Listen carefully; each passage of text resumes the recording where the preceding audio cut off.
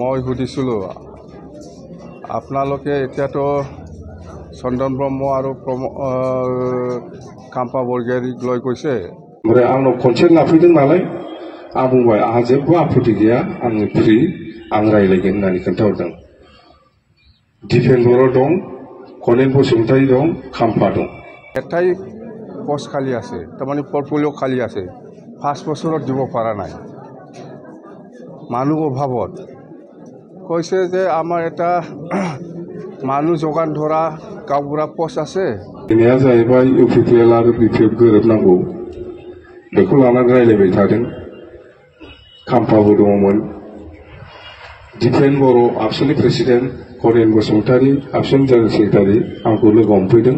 প্ৰচাৰ কৰা তো ইয়াত আমাৰ বিপিএফ দলৰ কোচ ৰাজবংশী চেলে এইটো আজিৰ এই কাৰ্যসূচীটো দায়িত্ব লৈ পেলাই ইয়াত এই সভাটো কৰিছোঁ। খুব ভাল লাগিছে।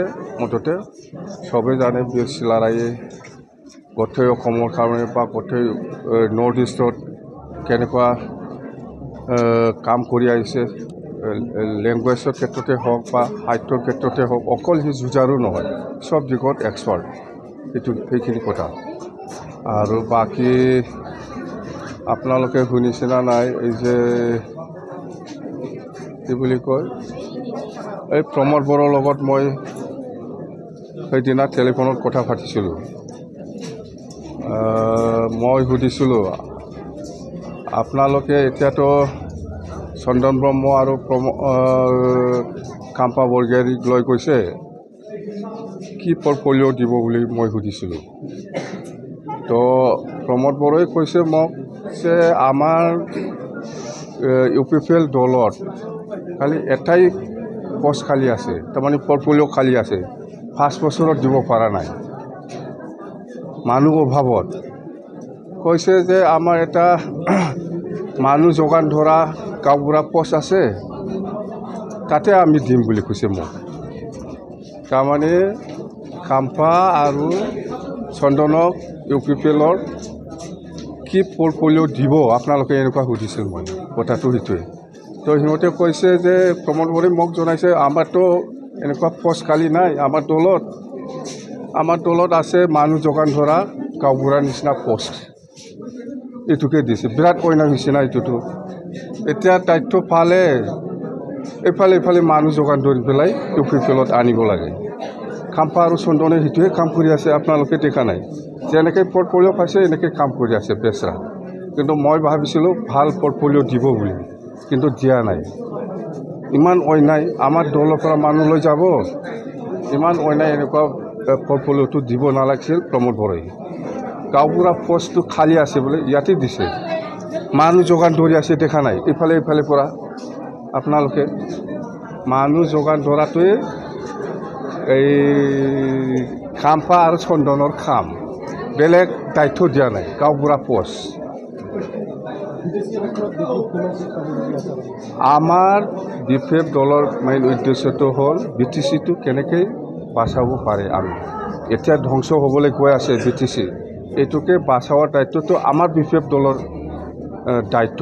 আমি দল হিচাপে সকলো জাতি জনগোষ্ঠীক লৈ পেলাই এই BTCটো কেনেকৈ বাচাব পাৰে তাৰ কাৰণে আমি কাম কৰি আছোঁ। এইফালে চন্দন আৰু খাম্পাই কাম কৰি আছে মানুহ যোগান ধৰা পোষ্টটো বোলে গাঁওবুঢ়া, এনেকুৱা পোষ্ট থাকে। আমাৰ বিপিএফ দলৰ এনেকুৱা পৰ্টফলিঅ' নাই। ইউপিপিএলত আছে বোলে, ইউপিপিএল দলত মানুহ যোগান ধৰা গাঁওবুঢ়া পোষ্ট আছে, তাতে দি দিছে চন্দন আৰু খাম্পাক। दङ जेबो खालामनो हाया, सानसे साननै नाम मोनगोन आरो खारनायनि नामाव, बेल'सेबो जाया। जेबो खालामा, जेबो जाया। सरकारा जोंनो दा 100 बार बुंबाय थागोन आङो, जेबो होलाय हाया। मिथिबाय, जेबो होलाय हाया। गभर्नमेन्टआ जोंनो बानायदों। आरो बिराद मोजां जोंहा खामानि मावनांगौ दं। मोजांसो सोरबा थांलाबायनायफ्रा, नङा होमबा? सासे ओरैनो आख' फिख' मा खालामबाय थादों फालाय? मा खालामनो नागिरदों फालाय? मा हागोन सानदोंलै नंखायो आं। मा खालामहागोन सानदों? मावो, जेरावखि थानानै मावो। बे बावफबनाया बुंबाय थादों दहाय, दिनैसो मा बर' जाथि इउनाइटेड जानांगौ होनना बुंदों। आं बुंबाय आंनिसिम दिपेन बर' आरो कनिन बसुमतारी एबसुनि प्रेसिडेन्ट सेक्रेटारि आंनाव फैदोंमोन खाम्फाबो दंफायोमोन रायलायनाया जाहैबाय इउपिपिएल आरो बिपिएफ गोरोबनांगौ बेखौ लानानै रायलायबाय थादों खाम्फाबो दङमोन दिपेन बर' आबसुनि प्रेसिडेन्ट कनिन बसुमतारी आबसुनि जेनेरेल सेक्रेटारि आंखौ लोगो हमफैदों डिसिसना जाहैबाय हाग्रामा महिलारिजों प्रमद बर'जों मोनसे टेबोलाव जिरायबानो समाधान जाबाय समाधान जासिगोन जोबसिगोन समस्या जोंनि गेजेराव जा भुल बुजाबुजि दं ओमफ्राय आंनाव कनसेन्ट लाफैदों नालाय आं बुंबाय आंहा जेबो आपत्ति गैया आङो फ्रि आं रायलायगोन होननानै खोन्थाहरदों दिपेन बर' दं कनिन बसुमतारी दं खाम्फा दं आंनाव फैदों जे नों जिरायगोन ना जिराया प्रमद बर'जों रायलायगोन ना रायलाया होननानै आंथ' रायलायो मानो रायलाया जानो जोंनि गेजेराव ज' जानो आंहा जेबो आपत्ति गैयालै दे माला रायलायनो खोन्थाबानो जाबाय बिसोरो होनना बुंदां आंखौ रायलायनो फैनो ना मानो गावसो खारबाय दिपेन बर' आबसुनि प्रेसिडेन्ट दानि ओमफ्राय कनिन आबसुनि जेनेरेल सेक्रेटारि आरो खाम्फा दङ आंनाव फैदों आंजों रायलायदों जे नोङो प्रमद बर'जों रायलायगोन ना रायलाया आं रायलायगोन होनदों आं रायलायगोन होनदों ज' जानायाव आंहा मा आपत्ति दं ज' जानांगौथ' जेबो आपत्ति गैया आं रायलायगोन दे माला रायलायनो खोन्थाबानो जाबाय आंनो जोब्बाय गावहासो खारलांजोबबावबाय मा जाखो बेयो मा ज' जानाय जाखो बेयो दा बेखौ ज' जानाय होनो गावसो मानो खारखो मानो खारनांगौ बेलाय दिनैसिमबो जायाखै बेवहायनो दङ बेवहायनो थाबथानानै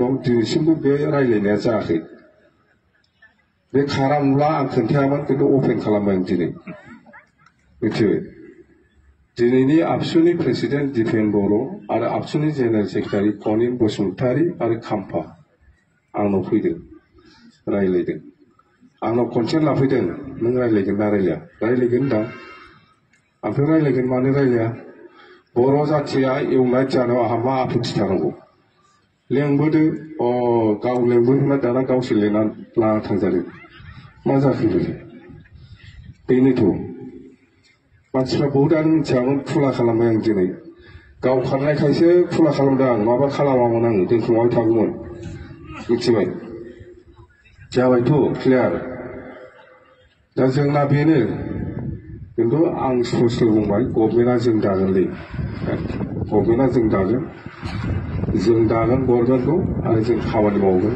गोबां खामानि मावनांगौ दं जों मावलांगोन कमिटमेन्ट होनाय दङ रायजोफोरनो आरो बिटिसिखौ साबसिननिफ्राय साबसिन खालामनो नाजानाया जोंनि थांखि बे हिसाबै जों खामानि मावलांगोन रावबो जेबो खालामनो हाया रावखौबो दागि रावखौबो गिनाङा जों दङ आं दङ सोरलाय मा खालामबाय नों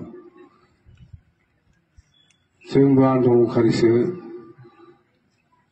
जोंबो आन्दलन खालामनानै फैनायसो आंबो सोरनिबा सिङाव थानानै खामानि मावग्रा मानसि नङा जोङो दे मथथे गोरा जा सरकारा फैगासिनो दं दे थेंक इउ गोजोन्थों